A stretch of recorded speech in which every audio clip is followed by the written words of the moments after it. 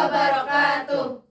Kami dari kelompok 2 akan menampilkan video penyuluhan kesehatan tentang kehamilan ektopik. Perkenalkan, saya Eki Laili Atia dengan NIM 240311094.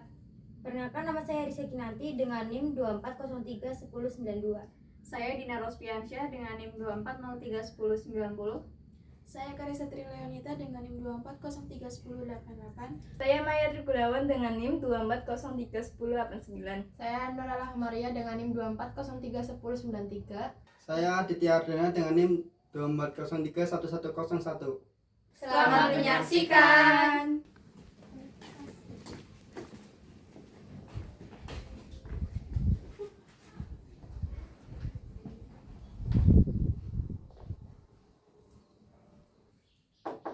Assalamualaikum. Waalaikumsalam.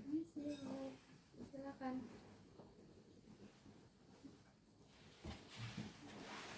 Selamat siang semuanya. Selamat siang, Mbak. Terima kasih sudah hadir. Sebelumnya, perkenalkan, saya perawat Eki dan ini rekan saya perawat Kia dan perawat Adit. Hari ini kita akan melakukan penyuluhan kesehatan tentang kehamilan ektopik. Sebelumnya, ibu-ibu semua sudah mengenal istilah kehamilan ektopik belum ya? Saya pada dengar sih Bu, tapi saya nggak tahu secara detail sebenarnya kehamilan ektopik itu apa sih? Kehamilan ektopik itu ialah kehamilan yang terjadi di luar rahim. Selanjutnya akan dijelaskan lebih lanjut oleh perawat Eki. Jadi saya akan menjelaskan tentang kehamilan ektopik ya ibu-ibu. Nah, kehamilan ektopik itu adalah hasil dari implantasi dan pematangan konseptus di luar rongga endometrium yang akhirnya berakhir dengan kematian janin. Jika tidak didiagnosis dini dan mendapat perawatan yang tepat waktu, maka kehamilan ektopik dapat mengancam nyawa. Selanjutnya, etiologi atau kehamilan ektopik. Yang pertama, kegagalan fungsi tuba. Yang kedua, perlekatan tuba sehingga saluran menyempit. Yang ketiga, terlambat nidasi setelah melalui kavum uteri. Yang keempat, ovum terjebak dalam ovarium. Dan yang terakhir, konsepsi di luar tuba. Faktor resiko kehamilan ektopik. Beberapa faktor yang diketahui berisiko menyebabkan kehamilan ektopik melalui riwayat kehamilan ektopik sebelumnya, prosedur pembedahan pada area panggul, penggunaan alat kontrasepsi dalam rahim atau IUD, infeksi panggul, serta kebiasaan merokok. Kehamilan ektopik sebelumnya dapat merusak struktur tuba falopi, meningkatkan kemungkinan terjadinya kehamilan serupa pada masa depan. Dengan deteksi yang tepat dan penanganan yang cepat, dampak buruk dari kehamilan ektopik dapat diminimalkan. Namun, kombinasi faktor resiko lainnya juga perlu diperhatikan dalam upaya pencegahan. Tanda dan gejala kehamilan ektopik. Yang pertama, telat haid dan hasil tes pack positif disertai keluhan seperti mual dan muntah. Yang kedua, nyeri perut ringan yang terlokalisasi, biasanya di satu sisi perut bawah. Yang ketiga, rasa nyeri atau tekanan pada panggul.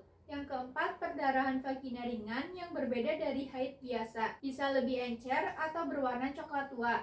Yang kelima, nyeri pada bahu yang bisa timbul jika terjadi perdarahan internal dan darah mengiritasi saraf di area tersebut. Selanjutnya ada tanda dan bahaya kehamilan ektopik.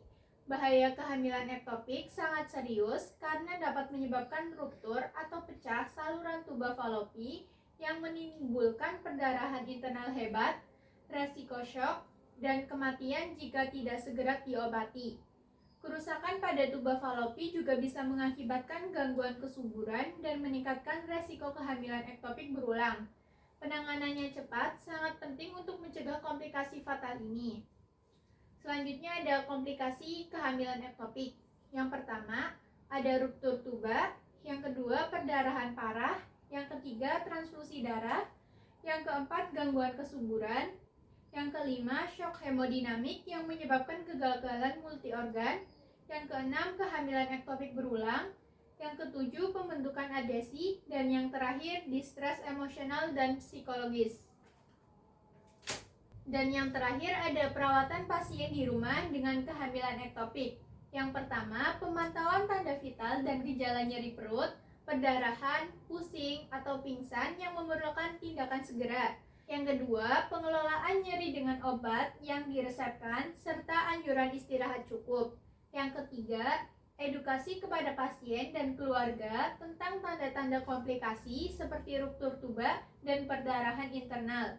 Yang keempat, dukungan emosional dan motivasi agar pasien mengikuti anjuran dokter serta menjaga kebersihan dan nutrisi untuk pemulihan optimal.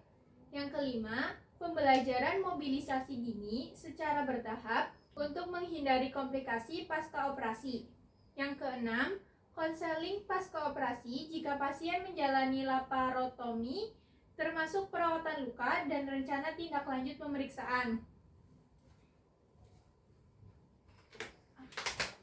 Mungkin itu saja materi yang bisa saya sampaikan. Apakah ada yang ingin ditanyakan? Saya izin bertanya.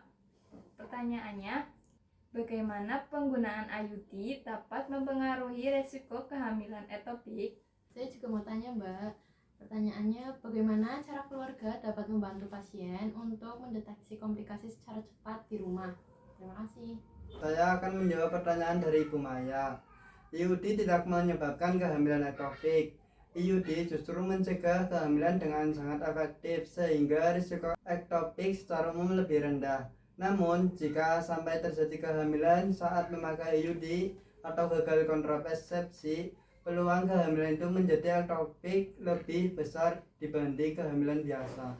Saya akan menjawab pertanyaan dari Ibu Lela. Memberikan dukungan emosional yang kuat sehingga pasien merasa nyaman untuk menyampaikan keluhan dan gejala yang dirasakan. Mendorong pasien untuk selalu menjalani kontrol medis sesuai jadwal dan segera konsultasi jika ada keluhan mencurigakan.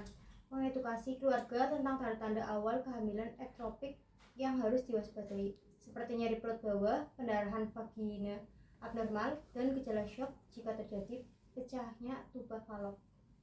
Baik, terima kasih, Bu. Apakah sudah paham, Ibu-ibu? Sudah, Mbak. Sudah. Kalau begitu, saya akan tanya balik kepada Ibu-ibu ya. Baik, Mbak. Coba saya kasih pertanyaan kepada Ibu Dina. Pertanyaannya, apa tanda-tanda kalau seseorang mengalami kehamilan ektopik? Tanda-tandanya bisa berupa telat haid, nyeri perut di satu sisi, perdarahan vagina yang tidak biasa, dan kadang nyeri di bahu. Terus kalau ada tanda-tanda ini harus segera periksa ke dokter. Bagus. Nah, selanjutnya saya akan memberikan pertanyaan lagi kepada Ibu Karista.